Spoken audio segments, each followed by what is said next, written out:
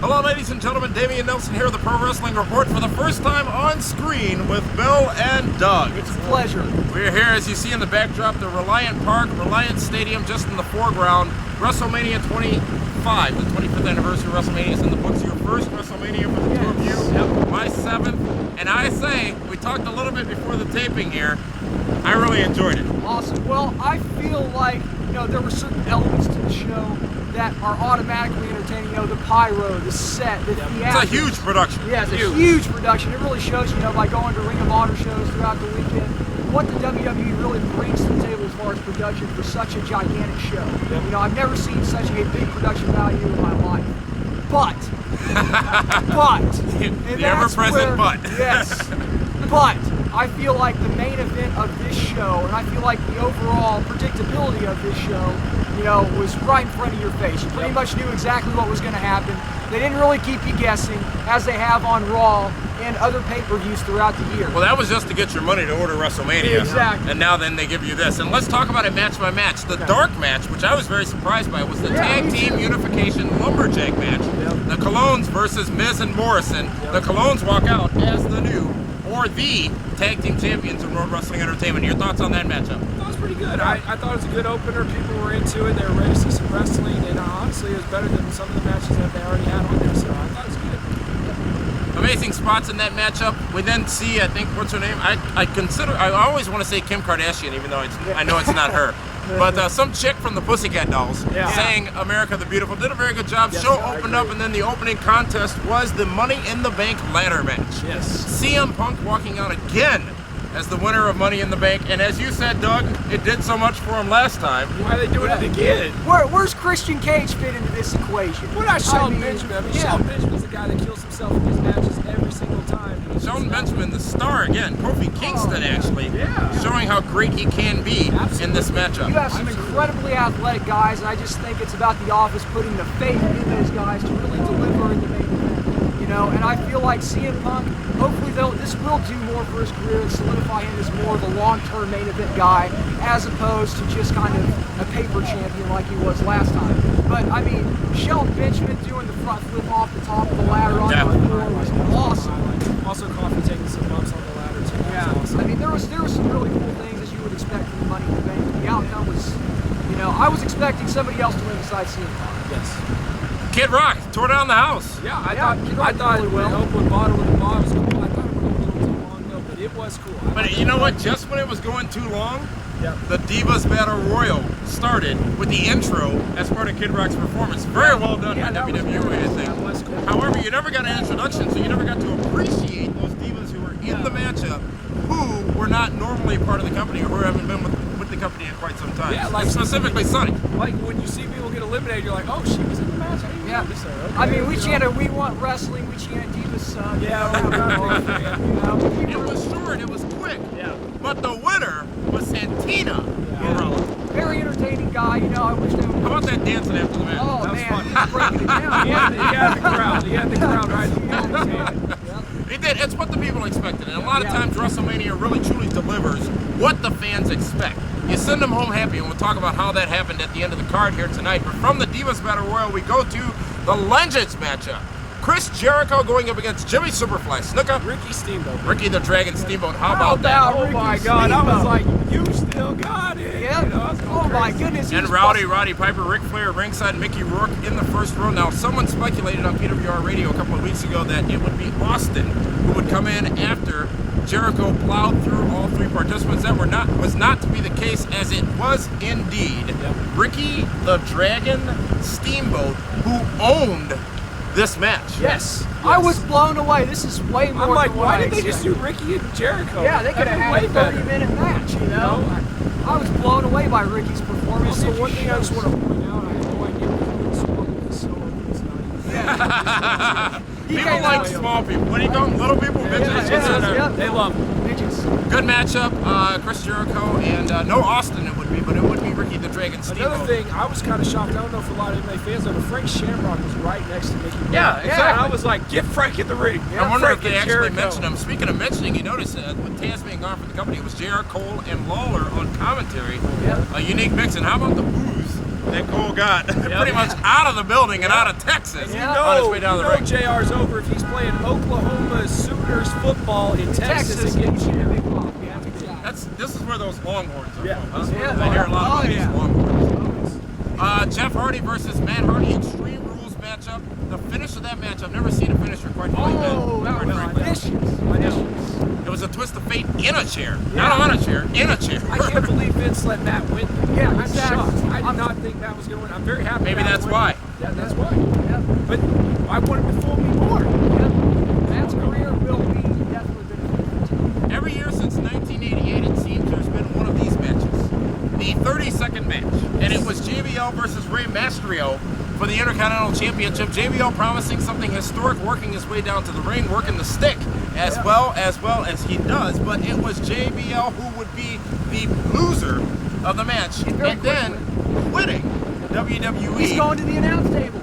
He's filling in for Taz's spot. Also, That's all we can hope for, actually. big ups to Ray for coming out as the Joker. That was awesome. That was awesome. Another thing, Really? Yeah, you didn't. I know he was the Joker, but that's just cool. That was fantastic. Heath Ledger's dead. Come on. Oh, I know. Oh, but still. But Ray is original. I like it. And also, here's my thing. Everybody knows I hate JBL. I always have. And I think him losing in 30 seconds and the way that he won just shows that he was the biggest Joker champion there ever was. But he is a wrestling god, and that's all we have to remember. The match of the night. I think the three of us agree. The match of the night was next. It was The Undertaker versus the Heartbreak Kid, Shawn Michaels. This one teased finishes throughout the entire contest. You had the tombstone pile drivers, the choke slams, the sweet chin music, the last ride. None of that was enough until it was the second tombstone that took Shawn Michaels out of the matchup. The Undertaker goes 17-0 at WrestleMania 25. What a match, guys. How about Shawn Michaels' entrance? When Shawn kicked out of the tombstone, the place went absolutely bananas. I mean, I thought there was no way that was I was on everybody's shoulders. We were high-fiving each other. It was awesome. like, there's a chance! Yep. And that was the good thing about this match. Either person could have won it. Now, you knew The Undertaker was going to win it because it made the most sense. But you really didn't know for sure. So either person could have walked out as the Mr. WrestleMania, I guess, since Santina's Mr. And you know, Mr. WrestleMania. when you go into the match, you're thinking 100% Taker's going to win. But when that match is going on and Shawn's kicking out too, so you're like, maybe 99% chance Taker's going to win. Shawn's Great match. Excellent match. I mean, and you knew it going into it. You knew that these two men would deliver, and they truly did deliver. Also, though, I was matchup. really worried about Taker, though. When he took the dive, I thought he totally got a concussion, and the match was finished. And I was like, well, because he missed the cameraman. Right. The cameraman didn't move Wait, up. I'm sorry. The cameraman wasn't in the right position when Shawn threw him into the way of the suicide dive by The Undertaker.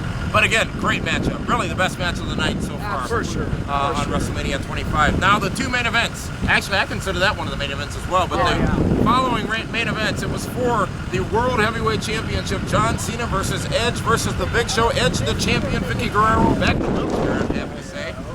Three-way dance. John Cena walks out as the new World Heavyweight Champion. I'm not sure we're surprised by that. That match really had an interesting finish as John Cena getting the FU, I'll still call it that, on The Big Show.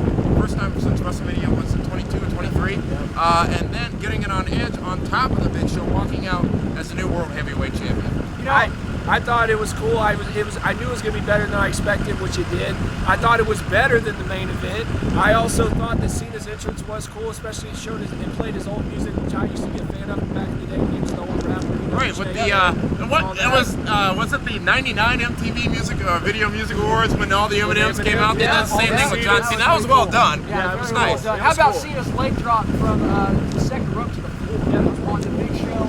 Also, You know, and here's the thing though about John Cena.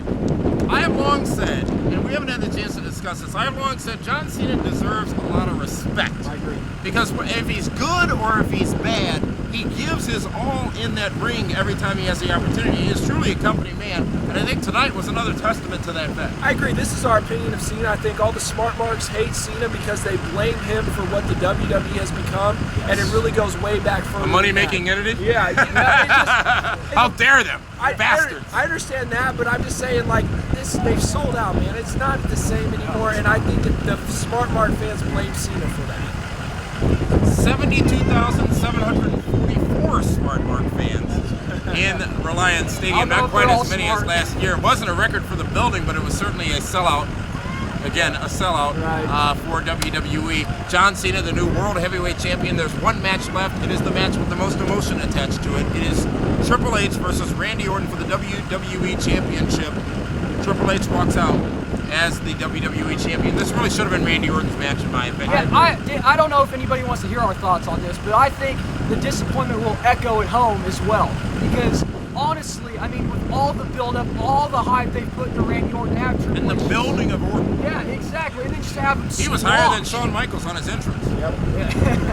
Yeah, My thing is with Orton, I mean, Triple H even made it say, you have to beat me on the biggest show. That's how he tried to convince him to really solidify you, to put you over, and it didn't happen. So you need to tell me all that TV time you wasted on Randy Orton? And not just that, you need to tell me the guy can't kick out of the finisher. I mean, it's the main event. Yeah. Well, think about this, though. The promo tomorrow night on Raw for Randy Orton. Oh, yeah. But my problem is, okay, Randy Orton, like you said, we spent all that time building the guy up. And then just for him to be squashed in the ground like that, another thing that I had a problem with, okay? They said if Triple H got disqualified or counted out, then this was orders by Vicky Guerrero. Excuse me! Yeah, that he would lose the title, okay? So Vince McMahon is Triple H's father-in-law, and he can't overrule that. So when Triple goes to hit him in the head with the monitor... Bill, you're thinking too much. Yeah, it's professional wrestling. You can't think logically. I'm sorry. It's got to fit into the storyline nice and perfectly, like a cupcake in a cupcake hole in a... The problem is Vince is on TV, so they automatically throw that out there. To me, I just think that Triple H, he just went through the motion. I don't think he busted his ass. No, I agree. I've seen him go crazy in matches like Mick Foley, Cactus Jack, and him at Royal Rumble. You expected something like that. It's the main event, and he didn't. And I felt like the match was slow-paced. I mean, Randy Orton, once again, living up to his nickname, Luck Orton. I was not at First all time I've heard that, by the way. I guess I got to get on this internet a little more often and read man. about this stuff. But you know what? No, that match certainly didn't deliver. I will tell you, the first 90 minutes of WrestleMania, solid. Yeah. Extremely solid. And it sort of went downhill from there. The problem is it felt like 4 hours. And if it were a good show, you guys were at the Ring of Honor show a couple of nights ago. If it were a good show, it would not feel like 4 hours. This show felt like 4 hours. And as a matter of fact, at 8 o'clock, I'm like, shit, we got 2 more hours of this. But again, I like the show. Don't get me wrong. I really like the show. It was good. It was entertaining, and I know we saw something memorable. I honestly think they should have considered putting HBK Taker in the main event. And after that match, the place was dead. And even Orton and Triple H, I mean, there were people that were chanting, we want camera, they weren't really caring about the match. The crowd was dead for the match a lot of time, and then finally kind of picked back up. How about starting it out, though, with the RKO and the pedigree in that match early on? You rarely see finishers so early in a matchup. It meant nothing. Now, again, it diminishes the value of the finisher, but it was something different. I mean, what if they save that at the end, and then he kicks out the RKO, kicks out the pedigree, and then he hits him with the sledgehammer and the pedigree, and kicks out of that RKO. And you've got the crowd in the palm of your hand, just like Shawn and Taker had. I mean, because really, Shawn and Taker, it was amazing, but it started off with okay, and then the finishes, the false finishes, where you think it's over and it continues, that's where you get them. And with Triple H and Orton, you're like, man, I can't end like this. And it's like 1, 2, 3. And it was a dud. You're like, it was a dud. But it was also 9:56. By the way. Exactly. And that's rare for World Wrestling Entertainment to go so close to 10 o'clock on a pay-per-view. But overall, this show was really focused on the in-ring action. We didn't see much backstage. As a matter of fact, I don't remember anything we saw backstage. I was surprised by that, too. We saw the Hall of Fame inductees announce Stone Cold Steve Austin coming out, getting the tribute he deserves. That was awesome. I love, because I saw him, I was like, he's just walking out, and then all of a sudden I saw like a 4-wheeler. And he bolted, though, remember? They said his name, he's gone. And I was like, I just want to hear that glass break one more time, and him saying goodbye. I mean, it was pretty emotional for me. And the key, he never said a word. He never said a word tonight. All he did was get in, he did a little tribute with his good friend Jim Ross, but never said a word. And obviously the Hall of Fame getting their honors that they truly deserve. But Steamboat again, Unbelievable. What an amazing showing. And who knew? That's the thing. You didn't know No, if I he had still no idea. had it because He when's came the last time we outside, seen and I him in was the like, ring? hey, he's not in bad shape. Yeah, Maybe he's yeah. gonna do. Not just that, Steamboat has said that he refused to continue wrestling because he just feels like he doesn't have it anymore. So I'm thinking this guy's fat, he's flabby, he has nothing left. Yep. And then all of a sudden he's freaking diving and Diving, doing all busting this out other arm stuff. drags. I'm I'm like, just like, did you take time alright. off? Did not miss a step. Gentlemen, match of the night for WrestleMania 25. Doug, we'll start with you. HBK Undertaker, unbelievable. I'm very thankful. If anything, after I leave tonight, I wasn't happy with the main event, but to see Shawn Michaels, who might be the greatest wrestler of all time, wrestle one of his best WrestleMania matches, it was unbelievable to be there live. I loved the entrance. I know some people think it's hokey, but I thought it was unbelievable. Only the religious don't like it. Yeah, and I'm exactly. certainly not religious. No match of the night. HBK Taker, I mean, it was the crowd involvement, it was the false finishes, it was the overall feel of the match, the build-up, the payoff. I mean, it was fantastic. It's what the guys gave me in that ring. See, it doesn't matter to me who wins and who loses. That's second nature. It matters what they go out there and give to you in that ring. You know, the effort that they put out. And I feel like those guys put on the match tonight. I would have to agree. Undertaker versus the Heartbreak Kid Shawn Michaels certainly delivered as you knew it would. The match of the night here at WrestleMania 25, the 25th anniversary of WrestleMania. Now we move on to March 28, 2010, Phoenix, Arizona, WrestleMania 26.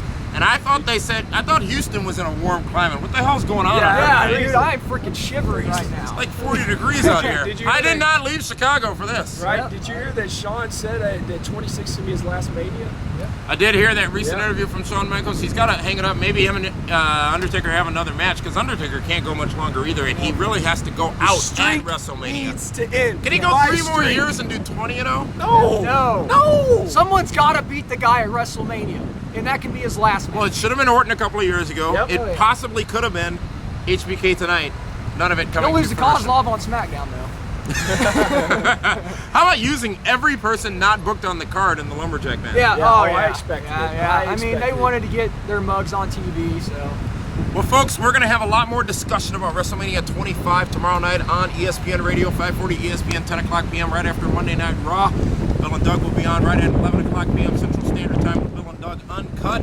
Gentlemen, good to finally meet you here in Houston, Texas for WrestleMania 25. This is Pro Wrestling Report and the wrap-up of WrestleMania 25. I'm going to go and find a jacket. And thank you so much for tuning in. We'll see you Monday night, tomorrow night, for 540 ESPN and the Pro Wrestling Report. So long, everyone.